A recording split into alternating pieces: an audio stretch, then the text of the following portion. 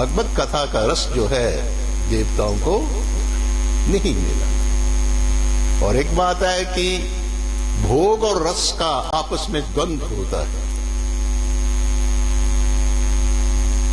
भोग और रस का सदा द्वंद्व, भोग करे रस की गति बंद। अगर तुम्हारी महत्व बुद्धि संसार में है, जड़ता में है, तो रस का दरवाजा बंद हो जाएगा।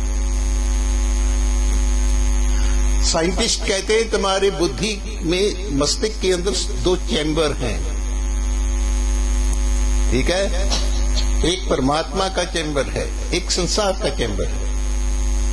जब परमात्मा का चिंतन चलता है तो संसार के चैम्बर का दरवाजा बंद हो जाता है। जब संसार का चिंतन चलेगा तो परमात्मा का दरवाजा बंद हो जाएगा। ये साइंटिस्ट बैठा है, इससे पूछ। क्यों जी, मैं कोई झूठ बोलिया?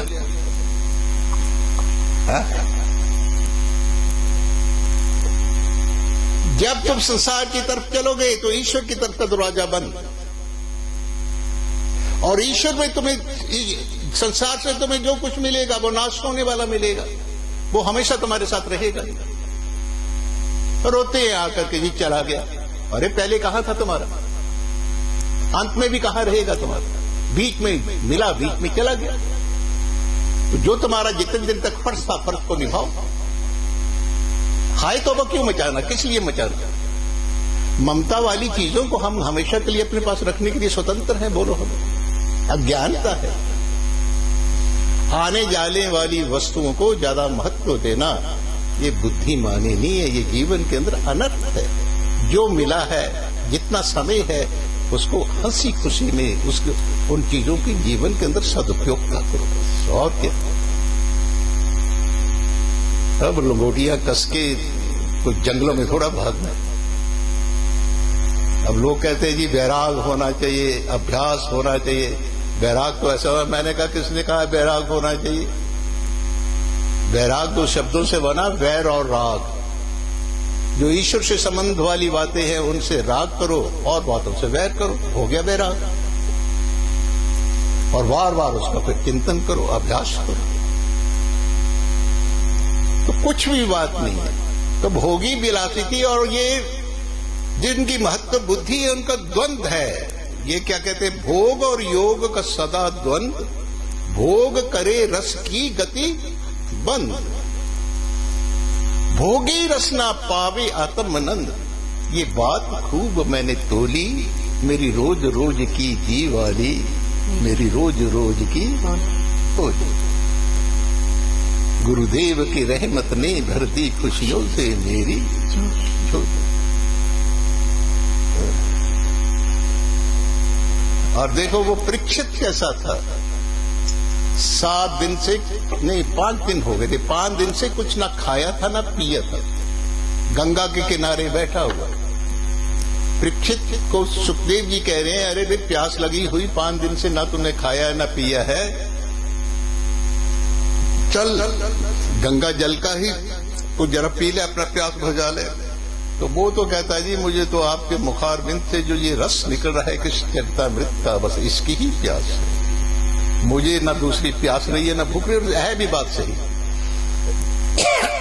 2 धर्म है, एक शारीरिक धर्म है, एक आत्मिक धर्म है। जब हम आत्मिक धर्म में महत्व बुद्धि हमारी होती है तो शारीरिक धर्म पीछे हट जाता है। उधर तो ना भूख रहती है ना प्यास रहती है, ना 1 नंबर है ना 2 नंबर, सब खत्म।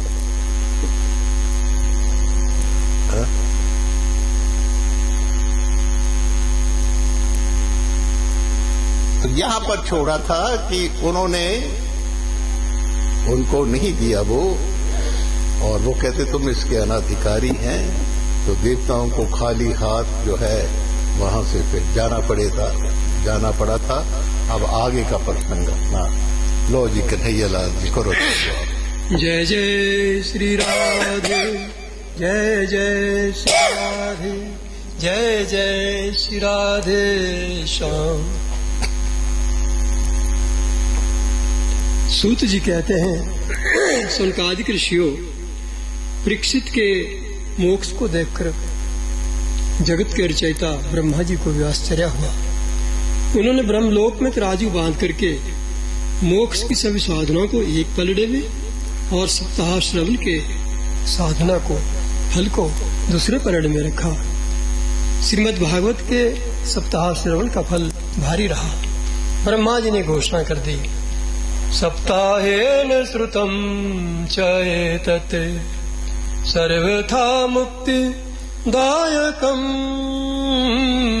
सर्वथा मुक्तिदायकम। भागवत में सप्ताह की बात आई है।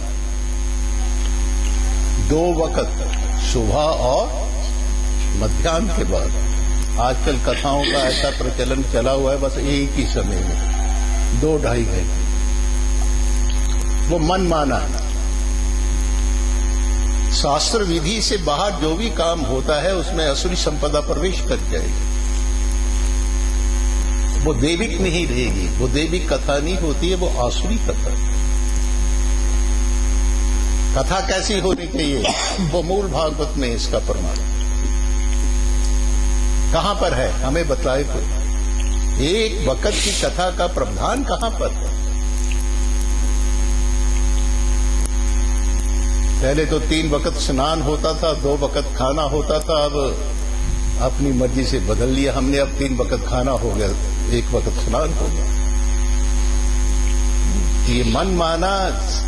ठाकर जी ने कहा, या शास्त्र विधम उत्सृजेत वर्तते कामकारता। जो शास्त्र विधि से बाहर कार्य होता है उसका फल न इस लोक में मिलता है न उस पर लोक में मिलता है। वो असुरी संपदा बन जाती है।